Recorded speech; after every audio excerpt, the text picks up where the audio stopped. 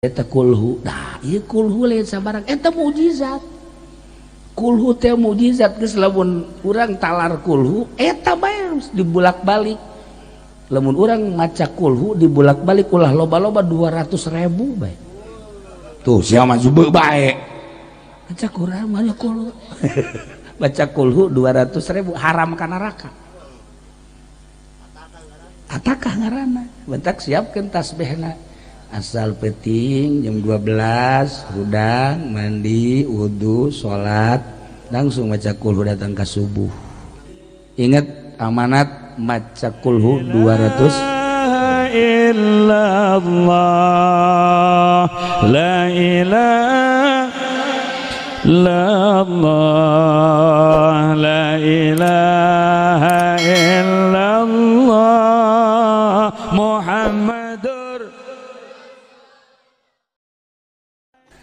kalayan inayah ti Gusti Allah. Alhamdulillah malam ieu khususna simkuring umumna urang sadayana kempal di tempat dina raraga anu parantos dicatet ku para malaikat, raraga takziman wa takriman ngamulyakeun ngagungkeun kana dilahirkeun junjunan alam Kangjeng Nabi urang Kangjeng Nabi Muhammad sallallahu alaihi wasallam nu malah mandar urang kenging syafaat.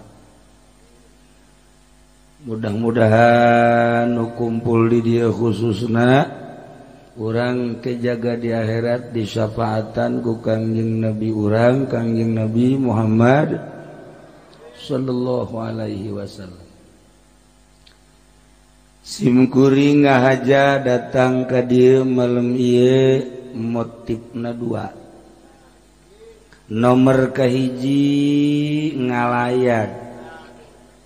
ngalayad ka RT Jiman kulantaran RT Jiman teh deket jeung simkuring terutama pamajikanna sia maseri deui deket teh lain naon sok pajar bogoh deui lain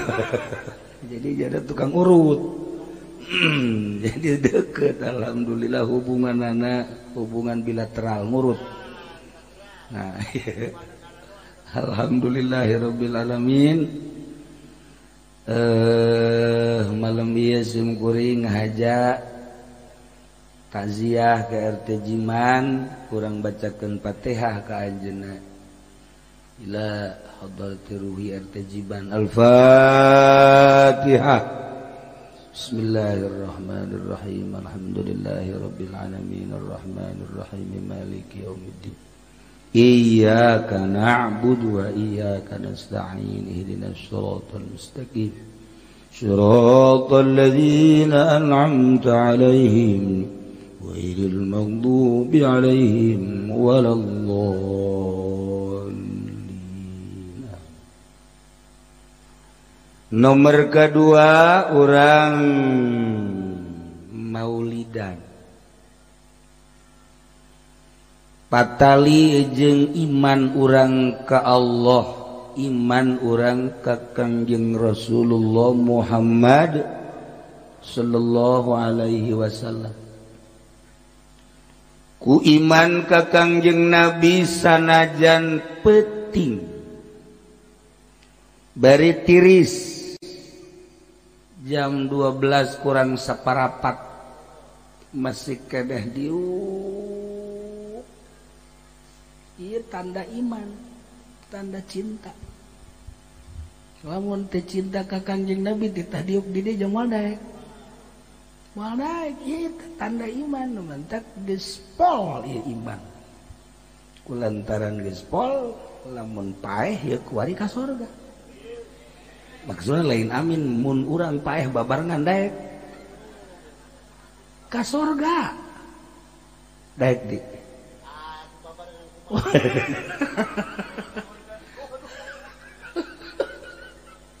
kuari bagi dibere umur 5 tahun deui tapi can karuhan ka sorgana jeung kuari mun paeh ka sorga daekan kuari teh daekan ke jibat saya ngajawabna dek daun tuh panjang-panjang umur maksudnya hayang naon tuh kan Kangjeng Nabi diciptakan ku Gusti Allah ternyata orang jadi sabab kana ayana dunia cek Gusti Allah laulaka lama khalaqatul aflak lamun teu aya anjeun Muhammad lamun teu aya anjeun Muhammad kula moal nyieun jagat raya mun eueuh Kangjeng Nabi moal aya Haji Rusdi mun eueuh Kangjeng Nabi moal aya Haji Adang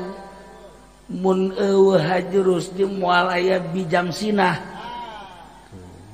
Bijam Sinah tah ieu kusabab aya Kangjeng Nabi ayalah langit ayalah bumi ayalah urang nu paling indah aya sorga jeung aya neraka justru Kangjeng Nabi diutus ke alam dunia teh inna arsalnaka syahidan wa mubasysyiran wa nadhira wa da'iyan ilallah wa sirajan munira wa da'iyan ilallah biidni wa sirajan munira mantep teu wauh jeung Kangjeng Nabina jarakna ge jauh ka Madinah teu wauh ka Kangjeng Nabi mah mulya urang mah hina tapi sinar Kangjeng Nabi ya Allah ieu nyorot ieu ka lembur ieu kasorot Masya Allah cek kula ieu karasep ieu karasep ieu garelis malam ieu balik mah jarore deui jarore ieu sabab ieu bakal sorot ku sidar Kangjeng Nabi malam ieu jadi geulis tadi kita ditaya awe dangtung di ditu cak ajerus geulis amat asli mah jore di lantaran kasorot ku sinar Kangjeng Nabi jadi gelis. Nah malam iya banget ya sebenarnya mah banget asli apa lain sih dia kadang karucem kieu ya bangsa banget kredit ka jeung mah tah iya ya tapi kasorot ku sinar Kangjeng Nabi kan tadi dibaca anta syamsun anta badrun anta nurun fauqa nurin anta iksiru wa ghalli anta misbahus sudur anta syamsun Gusti anjeun teh wahai Muhammad bagaikan matahari pohara anta badrun bagaikan bulan Kangjeng Nabina secara zahir geus teu aya tapi sinar Kangjeng Nabina nyorot ka dieu jadi cararaan caang ku lampu caang ku iman caang kadeuleuh lah jelema sinar Kangjeng Nabi mah ulah sambarangan gagah bedas tah ieu teh urang berkat sinar Kangjeng Nabi anu nyorot ka lembur ieu khususna nyorot ka dada urang diuk simpul mengharapkan syafaat Kangjeng Nabi urang Kangjeng Nabi Muhammad sallallahu alaihi wasallam. Kangjeng Nabi dilahirkan ke alam dunia dibawa ku malaikat. Malaikat teh mawa Kangjeng Nabi diais ku malaikat dibawa di masyriq ke maghrib dibejakeun hadza malihul kaun hadza Muhammadu ialah Muhammad anu jadi keistimewaan, anu jadi keindahan, anu jadi harapan manusia. Eta teh ku malaikat dibawa ternyata orang malaikat eta mampir di lebur ieu. Baheula teh mampir di dieu malaikat. Dibejakeun heuy Haji Jamsinah. Bijam sinah jadi haji tancan. Encan. Bijam sinah, ye hadza malihul kaun wa hadza Muhammadu. Diterima ku orang di alhamdulillah ieu urang teh berkat malaikat baheula transit di kampung Cilongok di dieu kuari karasakan ku urang. Masya Allah, ieu berkat sinar Kangjeng Nabi urang Kangjeng Nabi Muhammad sallallahu alaihi wasallam. Sakicep malaikat tiba ka magrib ngabejakeun bahwa ieu teh malihul kaun, ieu teh hadza Muhammadu. Boga kaistimewaan Kangjeng Nabi teh diturunkeun ke alam dunia nek ngaroba sesembahan. Nu tatadina sesembahan teh ka batu, tatadina sesembahan teh ka kayu, tatadina sesembahan teh ka makhluk, tatadina sesembahan teh kana material. Nah, dirobah ku Kangjeng Nabi sesembahan anu asli mah khaliqus samawati wal ard, pangeran nu nyiptakeun langit jeung bumi. Dirobah ku Kangjeng Nabi. Atuh ngarobah sesembahan teh sambarangan. Oh, Abu Jahal teh reaksi dek ngabunuh Kangjeng Nabi. Kafirin musyrikin teh senang. Sesembahanana dirobah. Lantaran cek manehanana ieu pangeran sakieu buadena ge hararese bae. Komo pangeran teh kadeuleu.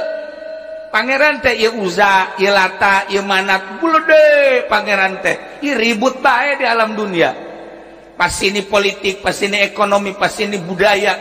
pas ini jeung tek-tek bengek sakieu ge pangeran teh gede komo pangeran Muhammad teh kadeuleu. Eta boga pikiran teh kos sekarang itu, Masya Allah. Tapi di Cilongok bang geus teu boga pikiran kos gitu, iman bae. Iyalah hebatna urang. Langsung iman bae. Allah Maha pencipta langit bumi serta eusina. Urang teh kudu hese-hese iman. Kanjeng Nabi teh diangkat jadi rasul, utusan Allah. Nabi nu diangkat jadi Rasulullah. Urang mah teh hese deui iman. Mata lamun di akhirat teh ka surga mah nya. Ka surga urang lantaran iman ka Allah, iman ka Kanjeng Rasulullah Muhammad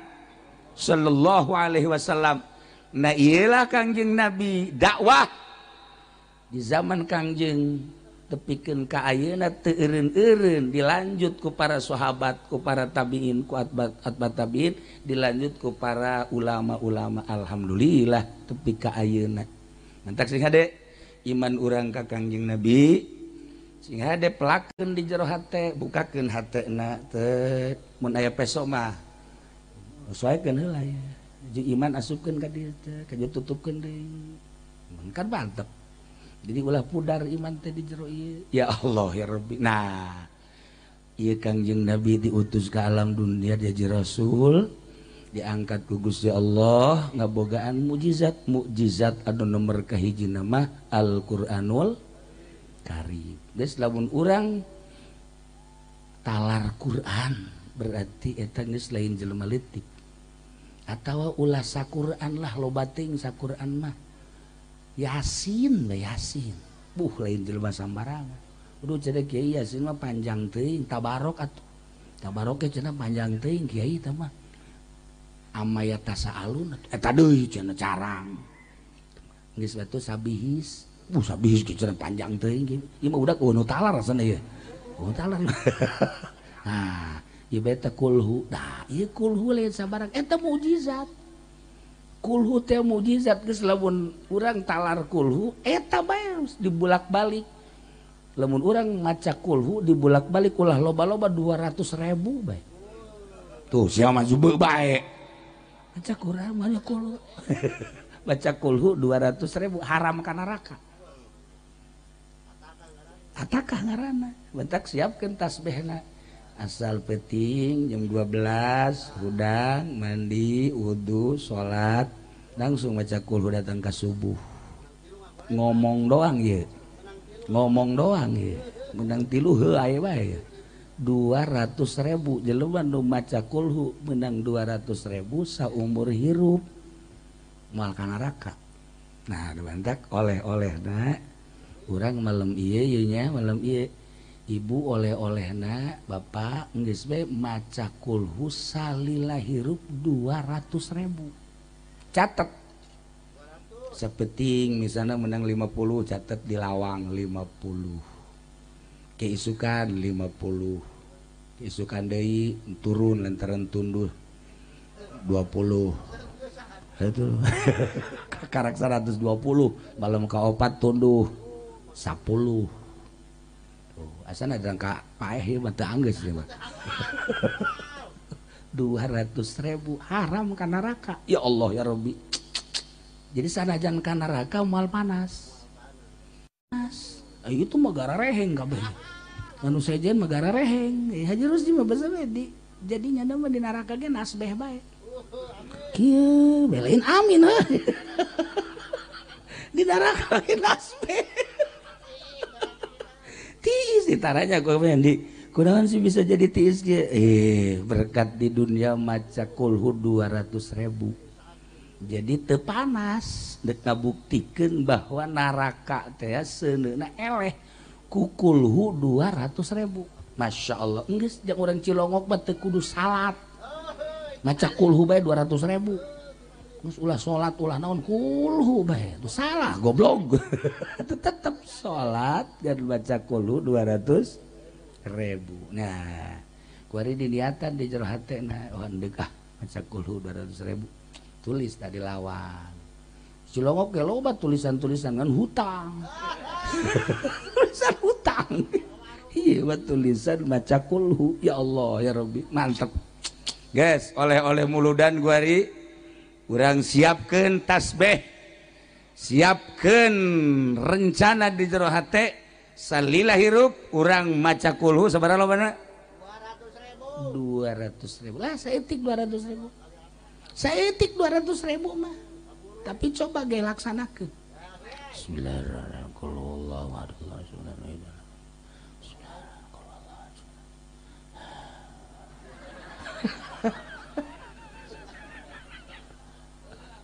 cak pamajikan ke haji ke mana sih teh sorangan tadi mah aya sorangan baru kieu waduh budak mabok kulhu ya teu kuat beda lamun urang nonton TV kieu bisa penting kuat tapi lamun urang maca kulhu ya maca kulhu 3 4 5 ieu kos aya aibonan we mata heuh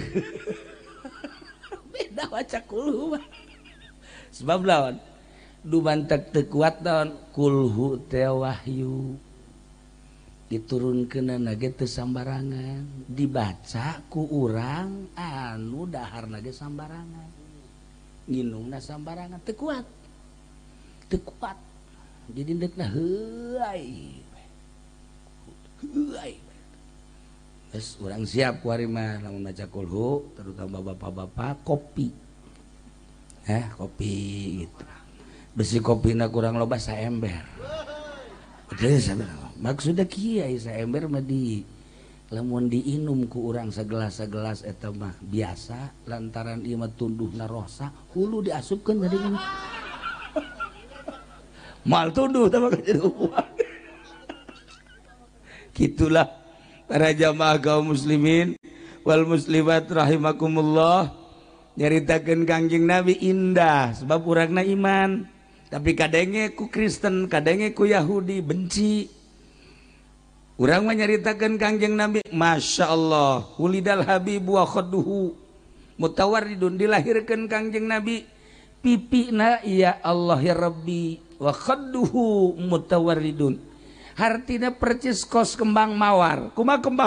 kembang mawar teh putih tapi aya beureum disebut beureum tapi aya putihan Masya Allah etalah pipi Kangjeng Nabi begitu lahir teh percis kos kembang mawar khadduhu mutawarridun dideulina gersep mantak awewe kuari nurutan dimiti dibersihan heula geus dibersihan aja make hideung heula bola aju ka dina terus ke mulai di beureum-beureuman gitu aja loba teuing beureumna kos utas ditinju ku Muhammad Ali tak iya hayang bagus seperti Kangjeng Nabi ya Allah wan nuru min wajanatihi ya tahu cahayana anu luar biasa ilah kelahiran Kangjeng Nabi mun dicaritakeun eta hubibal wulidal habibu nu tadi dibaca teh Allahu li ni'mal wali sallu ala hadzan nabi Muhammad wulidal habibu wa khaduhu mutawarridu wa nuru min wajanatihi yatawaqqadu terus panjang ka dituna ieu mah hiji bae tah kana mujizu Yusufin di komisihi adi itu naon nu talar imah budak dibawa ge ta Allahizal mauludu minhu azyadu Kangjeng Nabi dibere mujizat lain sakadar mujizat-mujizatan mun dicaritakeun mujizat-mujizat Kangjeng Nabi urang bakal tercengang ieu mah Kangjeng Nabi Yusuf baheula dibere kahebatanana teh kasep deui kasep loba jelema awewe nu neuleuh Kangjeng Nabi Yusuf ku kasep-kasepna keur lapar jadi seubeuh gering neuleuh Kangjeng Nabi Yusuf cager di Cilongok jelema anu cager neuleuh Haji Rusdi gering tibalik ieu neuleuh Kangjeng Nabi Yusuf teh cager kahebatan wajah Kangjeng Nabi Yusuf ibarat samangka dibelah dua sabelah ku Kangjeng Nabi Yusuf sabelah deui ku urang kabehan untung aya irungan ge urang untung aya halisan ge urang Kangjeng Nabi Yusuf mah sabelah ku sorangan geus moal aya dua Kangjeng Nabi Yusuf mah kasepna tapi kasepna membawa fitnah Kangjeng Nabi mah kasep tapi membawa damai Kangjeng Nabi Yusuf mun dicaritakeun fitnahna datang ka dibunuh bebejana ku dulurna geus dibunuh padahal mah henteu diangkat di sumur dibalangkeun ka sumur dijual jadi abid geus kitu terus dibeli di kerajaan dipake kahayang deui ku Siti saha Zulekha Siti Zulekha teh deui ieu teh ratu teh bogoh ka Kangjeng Nabi Yusuf lantaran kasep Siti Zulekha nu sakitu jadi ratu kieu bae aya isuk-isuk geus biasana nyarap ieu mah asal neuleuh Kangjeng Nabi Yusuf teh cageut kacaritakeun saminggu teu dahar teu gering teu naon teu gering teu naon nu gering neuleuh Kangjeng Nabi Yusuf teh jadi calalager kasepna lain lalagaan seubeuh beuteung neuleuh nu kasep pokos urang neuleuh nu geulis keur gering panas neuleuh nu geulis cager covid neuleuh nu geulis cager tapi lamun urang cager neuleuh Haji Rusdi covid dibalik iya beda penyakit anyar-anyaran ieu kalah Kangjeng Nabi Yusuf ieu mah keur carita kieu we nyencerikan Kangjeng Nabi Yusuf bapakna nu ngaran Kangjeng Nabi Yakub alaihissalam cerik teureun-eureun datang ka penglihatanana pudar teu neuleuh Masya Allah panjang mun didongengkeun ieu mah deuk caritakeun teh mukjizat Kangjeng Nabi Yusuf begitu Kangjeng Nabi Yusuf jadi raja di Mesir kelaparan kan di negara mamana nu boga gandrung korma kageteun sebab cek kakakna mah Kangjeng Nabi Yusuf teh geus maot korenganan jadi raja geus kieu we titip bayi nya moal waka bisa manggihan bapak ku ari mah ieu be baju komis di bulan bawa ke abah ka ditu di jalan keneh masih jauh ka imah Kangjeng Nabi Yakub geus kieu bae sesegitan Yusuf geus kaambeut cenah ieu ku abah padahal bajuna keur di jalan keneh sesengitan Yusuf geus kaambeut meuki deukeut beuki seuri beuki deukeut senyum Kangjeng Nabi Yakub barang datang ieu anak-anakna nu tadina nipu bahwa Yusuf teh dibunuh ternyata henteu menta hampura ka bapakna barang menta hampura geus masalah atuh nabi ieu ngan ieu bae janggakeun bajuna baju komis Yusuf langsung dibuka dikadieukeun baju gamisna set brai bentak mukjizat Kangjeng Nabi Yusuf komisna bisa ngabentakeun jelema nu buta di Cilongok aya tanu cager di pakaian sorban ka Haji Rusdi buta tetep dibalik tuh mah Masya Allah nah iyalah in kana mujizu Yusufin bi komisi lamun memang mujizat Kangjeng Nabi Yusuf kok komisna Masya Allah tallahi demi Allah zal mauludu ieu orok yakni Kangjeng Nabi Muhammad dilahirkan minhu azyadu leuwih tibatan mukjizat nu dibikeun ka Kangjeng Nabi Yusuf alaihis salam urang nyaritakeun mukjizat Kangjeng Nabi ya Allah ya Rabbi pohara diantarana ye Raja Habib ngiriman hadiah tiaman dipuatun kana onta diiring ku penggawa-penggawan datang ke Mekah kapanggih jeung anak buah Abu Jahal cik anak buah Abu Jahal ieu rombongan ti mana Yaman rombongan ti Yaman ti mana ti kerajaan Raja Habib ieu mawa naon mawa hadiah jang saha ieu jang Muhammad Rasulullah hei di Mekah mah nu tenar we lain Muhammad ye bos kula saha Abu Jahal geus ieu bilukeun bae bilukeun ulah jang Muhammad jang Abu Jahal bae ih kula mah dititah lagi ieu teh tuh ti ditu teh jang Muhammad teu bisa Mekah mah nu ngageugeuh Mekah kepala suku Mekah Abu Jahal bilukeun jang Abu Jahal bae teu bisa cek bener ieu mah jang Muhammad bae ribut sageuna ribut Abu Jahal dipanggil Abu Jahal ngomong ieu ti mana ti Yaman ti saha kiriman Raja Habib jang saha jang Muhammad ye ieu ngaranna Abu Jahal nu ngageugeuh Mekah enggeus ieu mah jang kula teu bisa cek anu ngirim cek nu dikiriman tetep ieu mah jang Muhammad bae ayeuna ribut sanggeus teh ribut utusan Kangjeng Nabi datang ka dinya kuari mah kieu bae cek Kangjeng Nabi ulah hese-hese isuk urang kumpul kabeh engke urang tanya onta lamun eta onta ngomong na jang Abu Jahal los jang Abu Jahal tapi lamun eta onta ngomong jang Muhammad berarti jang kula siap dah Abu Jahal siap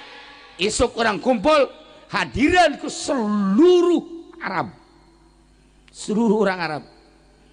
jadilah isuk teh kira-kira bangsa jam 8 ieu teh dek nanya onta boh eta Abu Jahal langsung begitu boga perjanjian kitu langsung datang ke pangeran Lata wayahna tuh kuari mah ulah cicing bae ngomong ye ulah ngisin-ngisin Abu Jahal coba tuh mere penerangan isuk onta mun ditanya ku kula supaya bisa ngomong wahai pangeran Lata pindah deui nyana Uza kula nyembah ka maneh teh ieu teh geus sabaraha tahu haju diminyakan bae teu eureun-eureun malah mah make purupuyan segala rupa heeh ieu geus hayang kue bolu-bolu nu mana ge kan dibikeun wayahna isuk mun kula nanya onta wayahna coba onta supaya ngomong pindah deui nyana manat ieu pangeran nu tilu nu mana bae atuh coba ulah cara ricing bae atuh cakiana ih ku aing disembah sia cicing bae aya nu ngintip goblok da Abu Jahal kono nyerekanan pangeran jadi Abu Jahal teh minta perlindungan ke pangeran ada guys isuk benar-benar kumpul di hadiran ku ribuan manusia pihak Kangjeng Nabi jeung pihak Abu Jahal langsung Abu Jahal dipanggil coba Abu Jahal onta supaya ngomong nu jelas ieu ti kiriman ti mana kiriman ti mana jeung jang saha coba Abu Jahal langsung ka hareup onta kunyana diusapa onta dedeh teuing nya coba maneh ngomong sebenarnya maneh ieu dikiriman ku Raja Habib teh jang saha jang Abu Jahal apa jang Muhammad onta kigan cak Abu Jahal teh coba ngomong ulah ngomong atuh ngomong cekena teh diusapan deui ku Abu Jahal wayahna coba ngomong maneh teh ieu teh dipuatan hadiah sakieu lobana jang Muhammad apa jang Abu Jahal sih ieu Abu Jahal ieu teh tokoh Mekah ieu teh kepala suku Mekah wayahna coba ngomong coba ngomong dihadiran ku kabehan ge nu ngaromong kieu bae ngomong moal di onta besi ngomong doang eta onta ulah hohoan ngomong terus we diusapan deui di jam 8 datang ke jam 12 tetep malah ke jam 12 mah hampir diseruduk Abu Jahal hampir diseruduk wah geus Abu Jahal geus bahaya ieu mah onta marah geus dari bagian Muhammad Abu Jahal geus kasangan isin luar biasa bagian Muhammad Kangjeng Nabi kahar onta kulan cak kabehan teh geus bisa kulan ieu maneh ieu titah ka dieu ku saha ku Raja Habib di mana Yaman maksudna ieu babawaan teh naon ieu hadiah jang saha jang anjeun wahai Muhammad Rasulullah ngomong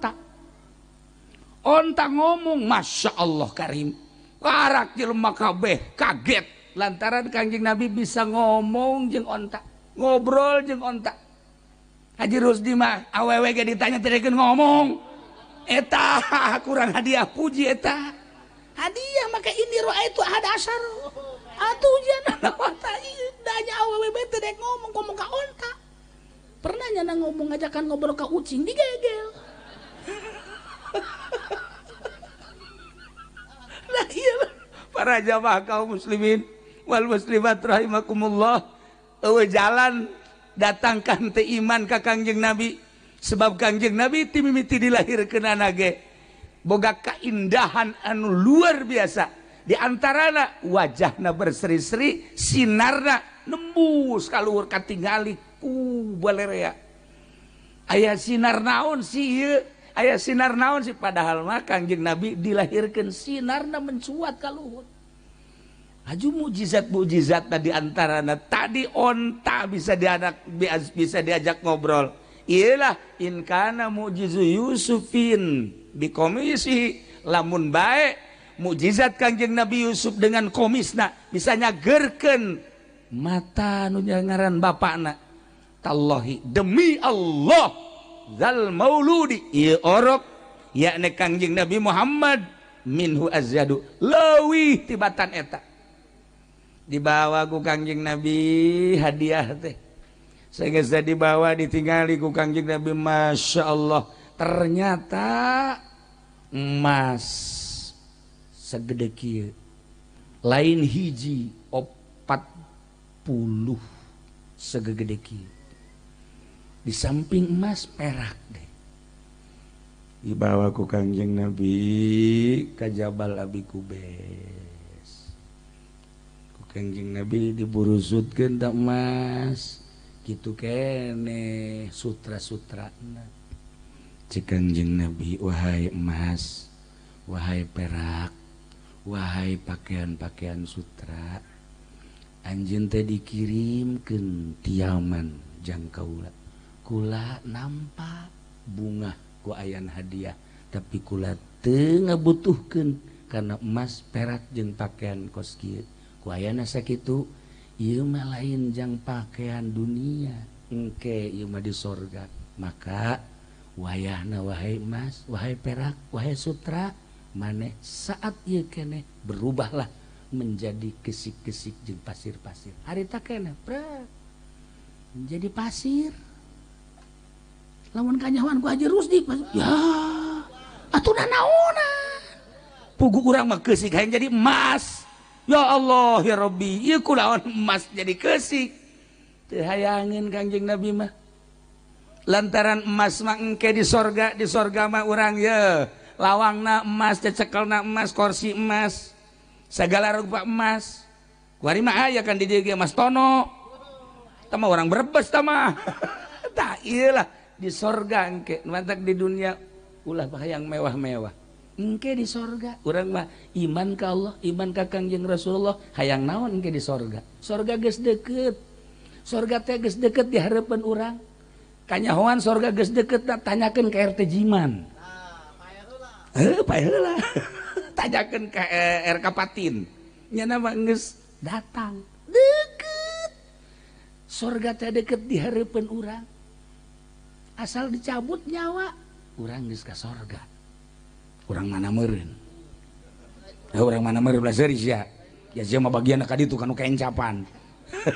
tah ieu para jamaah kaum muslimin wal muslimat rahimakumullah eueuh jalan jang teu iman ka Kangjeng Nabi lantaran Al-Qur'an geus ngajelaskeun eta lah mukjizat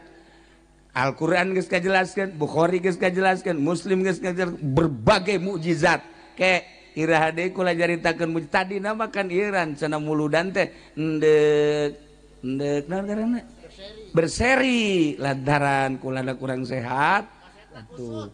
kurang sehat jadi penggal jadi tengah ya bagian salah sahiji mukjizat geus jelas mukjizat Kangjeng Nabi teh di antarana bulan belah dua tarurun maca syahadat kemudian tangkal korma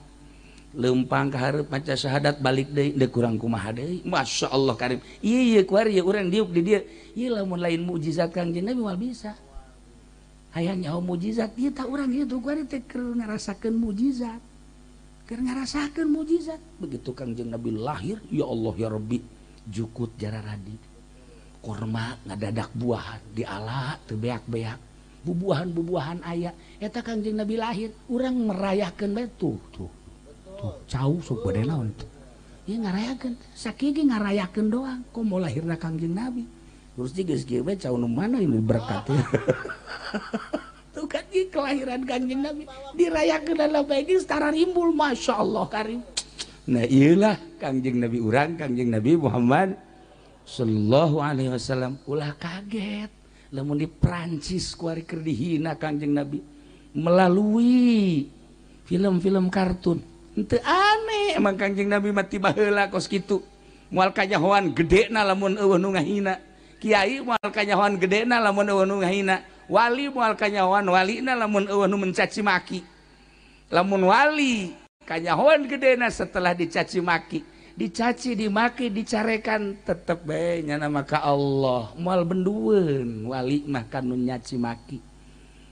geus riweuheun jelema anu nyeungseurikeun ka wali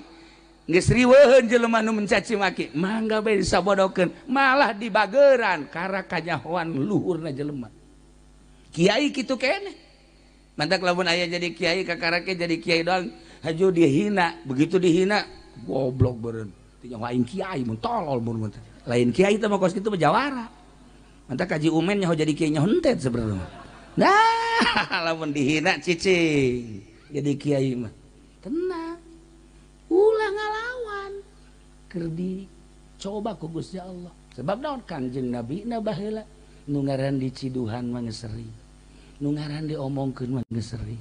dihina Kangjeng Nabi geus sering lamun Kangjeng Nabi na kos kitu atuh penerus Kangjeng Nabi ge moal teu kitu mantak moal aya jelema luhur tanpa dihina heula hina heula geus urang lamun hayang jadi jelema luhur dihina malah menta panghinakeun atuh aing atuh ulah kos kitu mah tah kos kitu mah ngaranna blow on nah iyalah para jamaah kaum muslimin wal muslimat rahimakumullah iyalah Kangjeng Nabi urang nu geus dicaci dimaki tegar bae biasa bae henteu bendu kanu nyaci kanu makina di antara akhlak Kangjeng Nabi seperti eta sebab Kangjeng Nabi teh diutus ke alam dunia ieu teh dek nyebarkeun akhlakul karimah urang sebagai umatna turutan Kangjeng Nabi ulah wakaku tatangga ulah wakaku batur urang saimah bae pasti pamajikan urang nyarekan ka urang kan tah urang lamun dicarekan ku pamajikan geus urang ingat ka Kangjeng Nabi bae geus carekan urang siap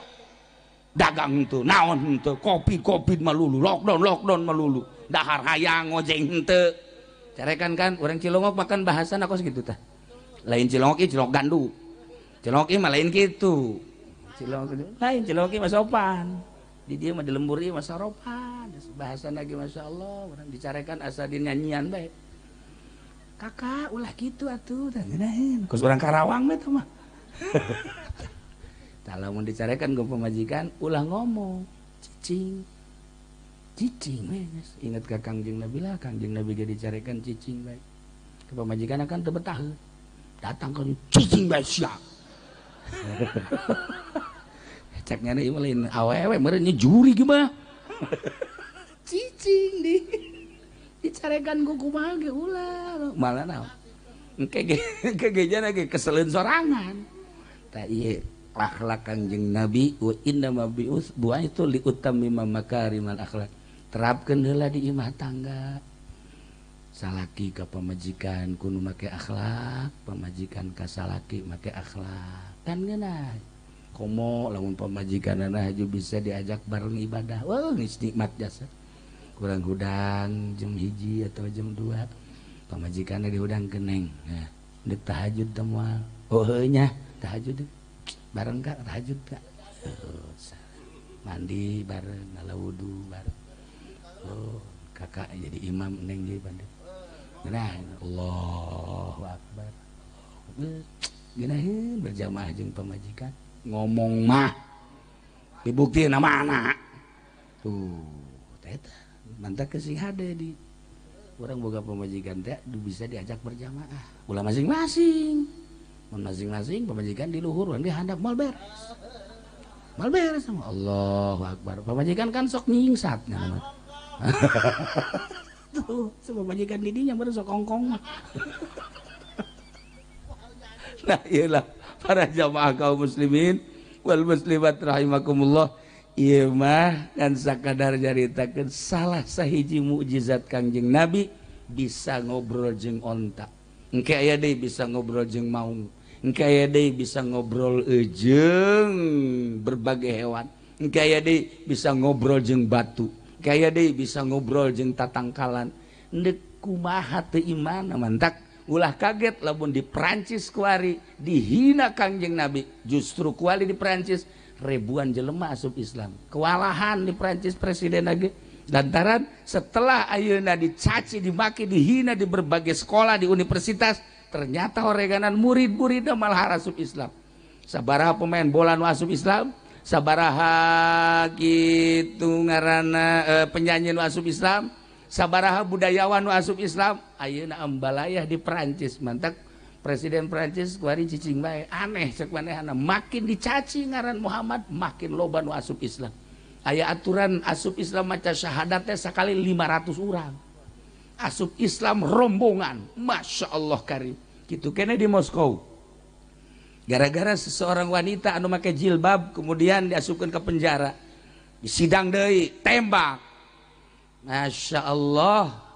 sebab etalah di Moskow kuari loba nu asup Islam ih begitu di deuleu urang Perancis kan marancung irungna umur 17, 18, 20 tahun ngareke jilbab kadi rapi asa hayang ka Perancis oh maksudnya lain naon eta bedek survei gitu kan itu atuh kumarancung resep gitu tah ya Allah ya Rabbi ningali di Moskow di sarua di Soviet marancung arasup Islam Masya Allah karim bahkan aya penyanyi di Amerika Shirley eta teh kapan 3 tahun nyana teh silem eueuh kabar eueuh berita begitu muncul ayeuna ya Allah di publik nyana maca Quran didengekeun ku kabar rapih maca Quran encan kawin di umurnya kakarak 23 tahun besi hayang gak itu ke Amerika kan geus dijamin moal daekeun orang kerja itu seputar dua asup Islam Masya Allah ya nah iyalah naon eta hidayah datang sinar Kangjeng Nabi terus-terusan ulah disangka teh hihiberan ku di Kangjeng Nabi teh cek bahasa sompral nama ieu teh kuari teh urang teh dihadiran ku Kangjeng Nabi di deuleu ku Kangjeng Nabi aya nu nyebut-nyebut ngaran aing cek Kangjeng Nabi ieu di Cilongok coba barang di deuleu oh kadeuleu tuh Haji Adang tuh rajib tuh tos tadi tadi rajib wah kadenge salemur cirongo kabeh atuh masya Allah 2 menit deh pegat asalnya tah geus bisa mal narik kurode. Nah iyalah para jamaah kaum muslimin wal muslimat rahimakumullah urang sambil hiburan ku cinta ka Allah cinta ka Kangjeng Nabi Muhammad sallallahu alaihi wasallam. Nah ieu mah ala kadar hiji takziah ka RT Jiman nomor kaduana urang ngagungkeun ka Kangjeng Nabi Muhammad sallallahu alaihi wasallam atawa dibalikeun nomor kahiji nama maulidan nomor kadua nama takziah sakitu bae ala kadar bari heureuyan ge ke urang lanjut deui mun sehat kula malam naon urang malam Senin nya urang lanjut ke nyaritakeun mujizat nu leuwih hebat deui aya hiji awewe bakalna ieu mujizatna eta awewe teh gering masya Allah datang ka leutik awakna. Nah engke geus diobat tadanon ge teh cager kene bae ke bakal dilanjut di ditu ieu rame hujanana. Gitulah para jamaahnya dicukupkeun sakieu urang ngadoa geus cukupkeun sakieu aya keneh teh lain maksudna acarana doa Allahumma shalli wa sallim ala sayyidina Muhammadin fil awwalin wal akhirin wa barik wa sallim wa radiyallahu ta'ala an sadatina ashabi sayyidina Rasulillah ajma'in. Ya Allah ya Rabbal alamin Allahumma arham ummat sayyidina Muhammad Allahumma ajbur ummat sayyidina Muhammad Allahumma aslih ummat sayyidina Muhammad Allahumma farrijan ummat sayyidina Muhammadin sallallahu alaihi wasallam Allahumma anfa'na bima 'allamtana wa 'allimna ma yanfa'una wa zidna ilman wa yaqinan wa zidna ilman wa yaqinan wa zidna ilman wa yaqinan walhamdulillahi ala kulli hal wa na'udzu billahi min kulli hali ahli an-nar Rabbana taqabbal minna innaka antas samiul alim wa tub 'alaina innaka antat tawwabur rahim wa shalli wa sallim ala jami'il anbiya'i wal mursalin walhamdulillahi rabbil alamin. Ingat amanat maca kulhu 200. Wallahul muwaffiq ila aqwamit thariq. Wassalamualaikum warahmatullahi wabarakatuh.